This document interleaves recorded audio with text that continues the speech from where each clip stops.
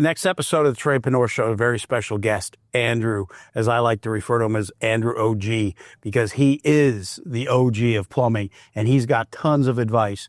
No matter where you are in your journey in the trades, whether you're in plumbing, HVAC, electrical, tile, roofing, you name it, there's takeaways.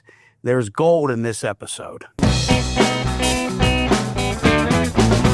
I'm Patrick Summers, your host, the Tradepreneur Show. I've got my co-host, Tanya Priest. Welcome back, Tanya. Thank you. Hi, everybody. And then we got Andrew. Oh, thank you. Happy to be here. We're glad to have you here, Andrew. And as you may tell from the video, if you're watching, if you're just listening, pay attention because he is decked out in general air conditioning, plumbing, and electric attire. And why is that? Well, this is where my career has taken me and where I'm happy to be. All right. Here at General Air and Plumbing. And we're thrilled to have him. But this is where he's at now, but you've got a pretty long history to get to this place, right? Oh yeah. Yeah. I wasn't always planning on being a plumber, but sometimes the trades find you and then you get good at them, or at least you persevere through them, and then you end up in a place you don't regret. So let's go back to, you didn't always plan on being a plumber. No. What got you into the plumbing trades? I mean, I kind of always, I was really good at school, but I didn't really like the effort that school took. And eventually I just kind of ended up where I needed a job. And so I started working, and where I was at in the high desert, I got into landscaping, and I've always been a really entrepreneurial person. So once I learned how to landscape a little bit, I started a landscaping company, but I was young. So as soon as I got a couple $1,000s in my pocket, I was off for 2 weeks. And you don't retain customers well by not working. So after that, I kind of got into roofing, and God bless the roofers, but that's hot work. And waking up and not knowing if I was going to work that day wasn't for me. And then I met my buddy John, and he was just getting into plumbing, and I'd known John a long time, and he got me a shot at it. And so it started out in the ditches, building houses. That's all we did, build houses for about the first 6 years of my career. Track homes, what we called chicken coop apartments. So lots of repetition, a lot of time spent. And that's such an important part, because once you can do things in repetition and learn production, and you see what's behind the walls, what's under the ground, it makes your ability to understand when you walk into any home, kind of what you're getting into and what you may encounter even before you open up the walls or get too involved. So fell into it. And I think a lot of people, when I was younger, I fell into the trades, actually plumbing and landscaping. I landscaped too.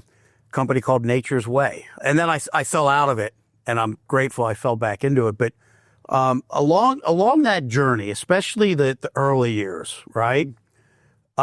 Were there days that you were like, this is temporary, I'm going to get out of this? Or did you kind of know that you had found home?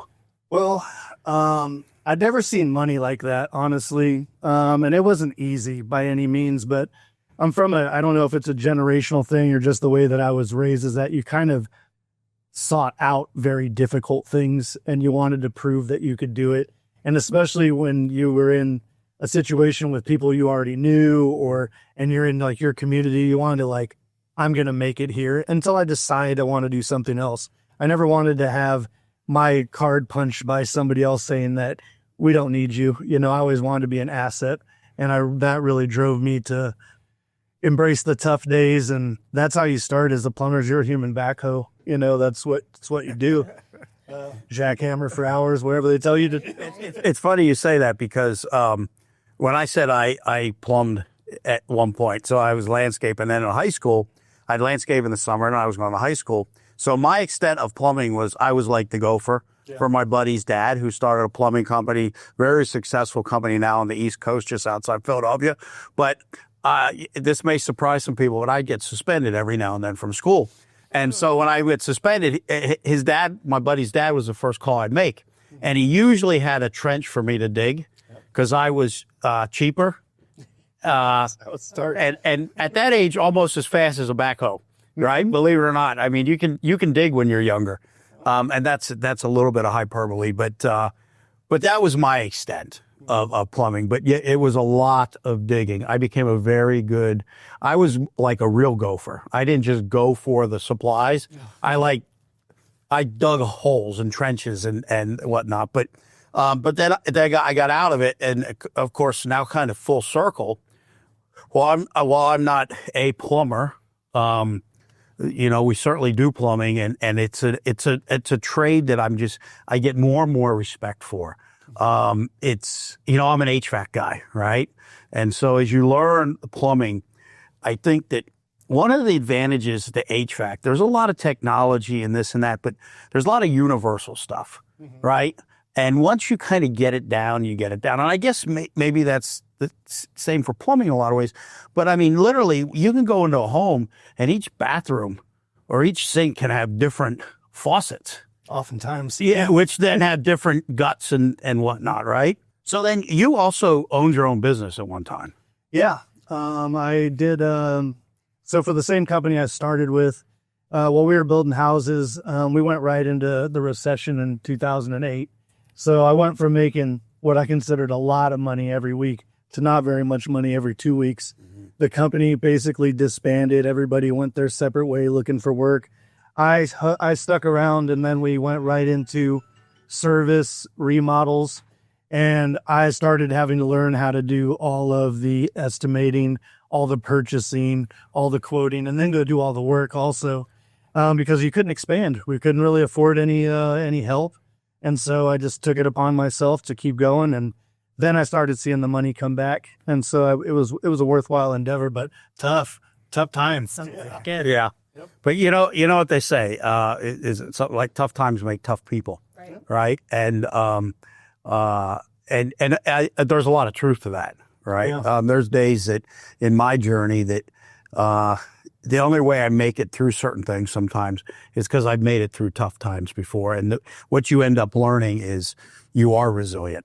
Yep. And that's, that saying is a little, so I used to think that saying like that which does not kill us only makes us stronger was great to hang on your wall or something. But the reality is there's a lot of truth to that. Yeah. So now you're running a department. Mm-hmm. All right. And you've have experience doing that. And I got to say, you came in and you were somebody that I could say, here's what I envision, go. Yep. And you may disagree with this, but I feel I'm pretty hands off with you. Because, here's a lesson. If you're somebody that's trying to get into management leadership, or you're trying to bring people in to leadership roles to run things for you. One, you got to empower them and trust them. But on the other hand, that trust comes from that person doing things that build trust and doing the right things. And you have to know when they know and when you have to step in and guide them. And with you, I think you've been through enough and have experienced enough. Like you now have me. You're actually building a vision for me. You've actually taken my vision, and now you come back and you expand on my vision. Yeah. It's kind of like I just stopped what I was doing and then moved in and continued on the journey that I was on already. And I'm happy to do so. Just to get back to where I was at is that when I was just doing everything by myself, eventually it got to a point where you just have to figure out when you're going to leave. And that took me about 10 years. And then I went off on my own. A lot of the customer base followed me, and they just wanted me to work for them. And so I started in my garage. I mean, you know that story where people start in a garage. Yeah. So I bought a moving van, and I mean, this is a beat up moving van. So you get the moving van, you pack our few belongings in it, and then we launch. And in 4 years, I had a building. I had multiple trucks. I brought on a lot of guys, and I hand trained all them. But it started where, you don't finish the job. You're there till 11, 12 o'clock at night. We don't get paid. And I've been fortunate enough to bring a couple of those guys with me here. And we just kind of are continuing the journey that we started. Well, and what I've noticed, and my son works for you, right? And I make clear to my son, like, you don't work for me. right? And I made clear to Andrew, like, you discipline him, you fire him, and you've written him up before. Oh yeah. And I'm like, and that's another thing. If you've got family in the business, they are not family when they're at work. Yeah, you love them and you oversee them, but if you really love them, you got to be hands off.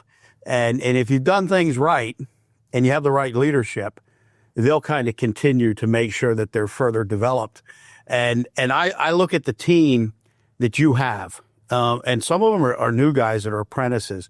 You have experienced guys, but overall, some younger guys, and your management styles is similar to mine, right? It is. Yeah.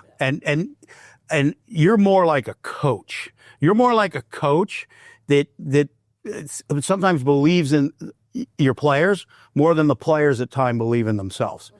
And in my experience, especially having coaches like that, they got the best out of me, but sometimes it was ugly, because you had to hear things and it's not like, it's not rainbows and sunshine. But what I notice is your guys respond really well to that.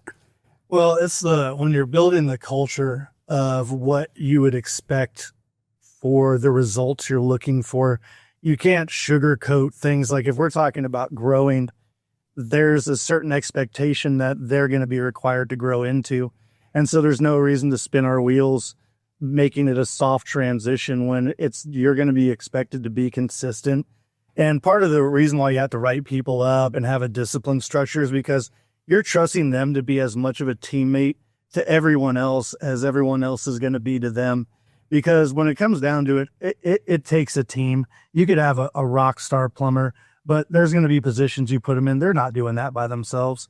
And so they have to have dependable help also. So when you put that much responsibility, it's shared equally among the group.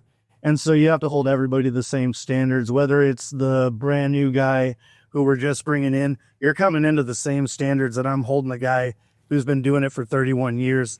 And you can't be too harsh on them, but you have to let them know that like consistency is, you may have a bad day, but you leave that in the car before you come in here. And when it gets really bad, you come to me separately and then we'll work something out. But for the most part, you got to be able to perform no matter what the normal adversity is, I'll say. Well, and I will tell you, and this goes to leadership and the individuals, the character of the individuals you have, and then the development of them is what I look at how much somebody invests in themselves, right? Whether it's watching videos, reading books, taking classes, interacting with others that know more than them, teaching, mentoring others that know less than them. How are they here early? Will they stay late? Those are the type of things.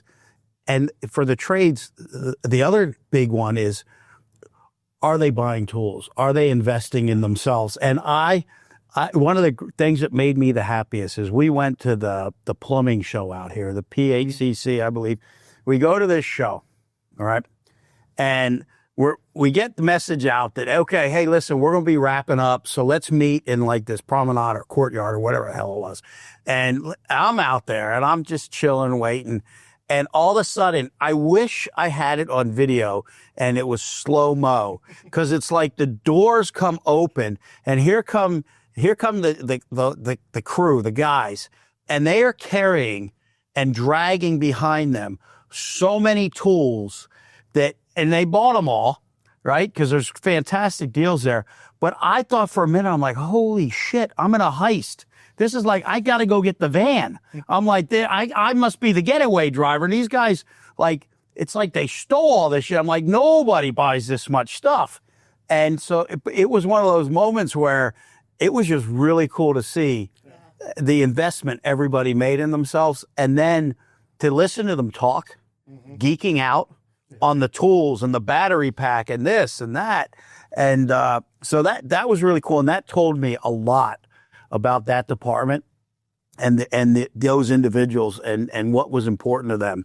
And to me, it goes back to leadership, right? That goes back to leadership. Yes, self-leadership, like me leadership, but also we leadership, you leading yourself as an individual, but also having that right leadership and role model to understand what it takes to get to that next level. So I believe you do a great job at that. Now, along this journey, you've got to have some do-overs, or if I could do it differently, coming up. Question. Do you have any of those? Oh, so many. Yeah, you don't really find success without probably 2 or 3 times as many failures in front of it. And everything sounds really good in, theory.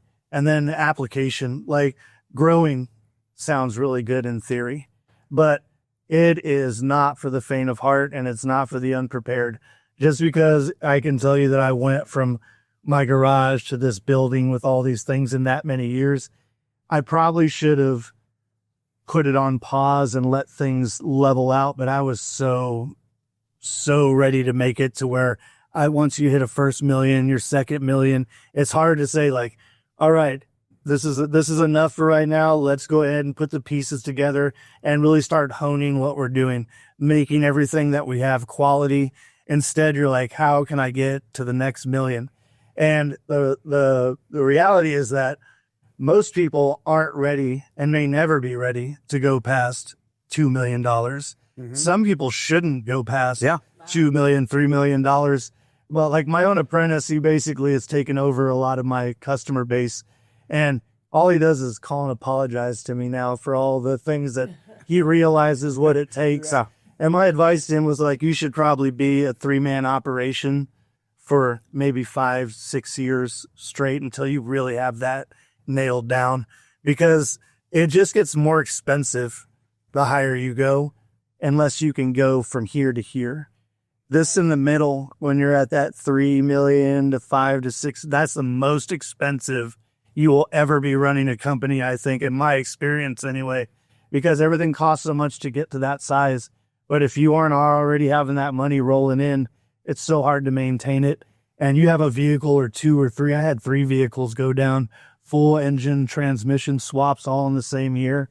And that can wipe you out. And that's basically one of the times where I'm like, I don't really want to scratch it all back together again. Yeah. I'd rather go find a place that's solid where I can go and spend my career and hopefully bring up the next generation of plumbers and make real plumbers, like ones that are really well trained and are interested in learning on their own. And one of the things I tell them is like, everybody learns through an oral tradition. 90% of us, you get whatever the guy who taught you, and that's your law, that's your Bible. And then one of the things I tell them in the meeting is probably half those guys are wrong. And let me show you why. And so because you take everything that the guy teaching you as gospel, well, the guy before him probably did the same thing. And then when you go and you take the things you think you know and you read the manual says, no, that is wrong. Yeah. Right on it. Yeah. And so I tell them, the time when I got in my career, when now I really started to question everything I learned, is when I really got to the next level. That's when you're really investing in yourself and you're ready to tear everything down you think you know and find out what's real and what's not. Well, and you said something I think is really, really, in my opinion, important, and something that I can't stress enough. And that is, look, not everybody, like in today's world, you got a lot of young guns coming out and they're starting these businesses and they're growing them quickly. And they've never really suffered huge impacts and failures. And so they think that they are the second coming of a Lee Iacocca, right? Or a Jack Welch. And the reality is they've just been on a run. And a lot of them, when you get into their businesses, are struggling, but you never see that part. You never hear that part. And there is nothing wrong to own a business and be it 1.5 million, 2 million, 3 million, and just be at that point. And there are very successful businesses. You can go to 10 million and have 3% net profit, 5% net profit. You can be at 2 or 3 million and have 20, 22, 23% net profit. So sometimes we get impacted, I believe, by those around us and keeping up with the Joneses, so to speak. Oh, yeah. And we want to climb. And it is, if you're a competitive person, revenues and profitability are a scoreboard, right? But sometimes we have to realize the game we're playing, it's our game, right? We're competing with ourselves. And when we start competing with everybody else and what they're doing, sometimes we can get lost. That range you're talking about, the business will take your wife, your kids. It will take your house. It will take, it will take your sobriety. It can take a lot of things from you, right? You've got to manage a lot of different things. And you know what? And I'm not saying that happens to everybody, but you just have to have perspective. And sometimes saying, hey, you know what? This is where I'm at. I've got a good life. I'm living a great life. I'm going to, I'm taking the vacations I want when I want. There's nothing wrong with that. Well, I've always been told that a business is a baby that never stops crying. And so I've just found that to be so true. And the thing that you want to do is make sure you can get that baby to a teenager because every time you grow, it turns back into a baby. And then you start all over again, but at a different level. And I really kind of thought back, like, when was my profit margin the highest? And it was about 3 or 4 guys where I kept the most. But you have to be very disciplined on what you do with your money, because you usually don't have health insurance. You usually don't have a retirement plan. Mm-hmm. And to start those things yourself or with 3 or 4 people is so expensive that it's almost out of reach. So you may think, well, I'll build this company, I'll go stuff, which is what I was thinking, is I'll build it so big, so quick that I can just sell it and then go back to a 3. The problem is that when you do a valuation, the requirements to get you to the point where it's worth selling your company are gigantically bigger than you think they are. Yeah. You can buy a plumbing company right now for $40,000, full-on plumbing company that's been there forever, and you're really only worth your customer list. So just being realistic with yourself.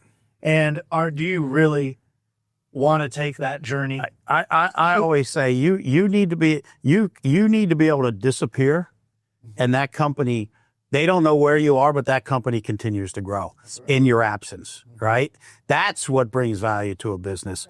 One of many things, but really that is going to bring you. That's what the big money comes from, right? I love the baby analogy. It goes back to that, in growth, there's this process. It's forming, storming, norming, performing, right? So every time you reach a new level of growth, or every time you introduce something new into your organization, you go through this whole process. It might be storming, forming, performing. But basically, you're starting over, right? And you have to come together and get it all together. And then you start performing. And then guess what? Everything's great. And then you get to that next level. You introduce seasonal lighting, right? Year-round lighting.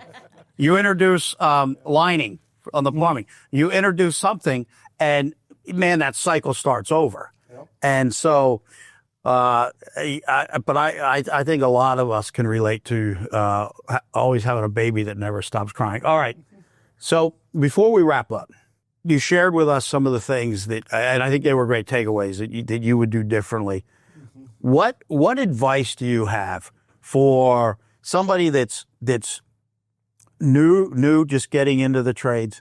The kid out there that's been at it a couple weeks, couple months, maybe even a year or two, and those that are saying, okay, I want to get to that next level. And even the people, especially that are just having that tough day.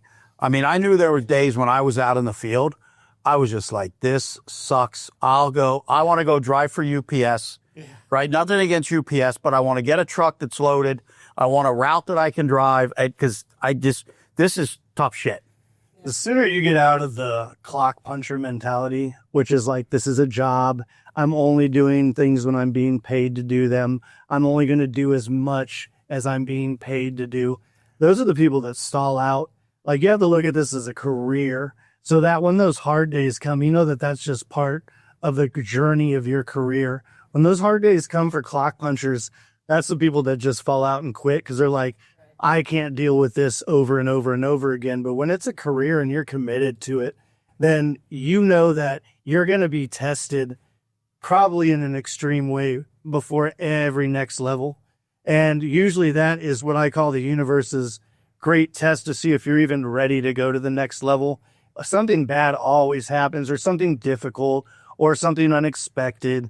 And once you can really start being honest with yourself and realizing, like, if I make it through this, then I'm definitely ready to go to this next place. But most people, they hit that turbulence, they hit that zone, and they realize, well, maybe this isn't for me. And that's the difference. So you have to be willing to commit on a level that you can think beyond your hardship, beyond this week, beyond 2 years, beyond 5 years. Because once you hit 10, 12 years in anything you decide to do, that's when you become part of that special club that really kind of gets to write their own ticket. Yeah. If they're really committed and you're not just waiting for someone to give you something. Yeah. Yep. Yeah. Very well said. Very well said. Well, that wraps another episode of the Tradepreneur Show. Very special guest, Andrew OG. He is the OG of plumbing, and sharing with us a lot of his story and some takeaways, solid stuff. Tanya Priest co-hosting us right now at the Tradepreneur Show. I'm your host, Patrick Summers. I also want to thank the entire team. There's this funny looking guy behind the camera. Actually, he's not. He's pretty cool dude. Doing, lights and sound. And then we've got our editor, and we've got, check the credits. You can see who they are. They're making things happen for us. We, all of us, truly support or truly appreciate any support you give us. The greatest support you can give us is listening to the podcast, sharing the podcast, and rating it and giving us a review. Truly appreciate any reviews. We want to keep this going. We're really having a lot of fun. The podcast, I'm getting great feedback on it. So let's help spread the word and get it to more people. Until next time, be great.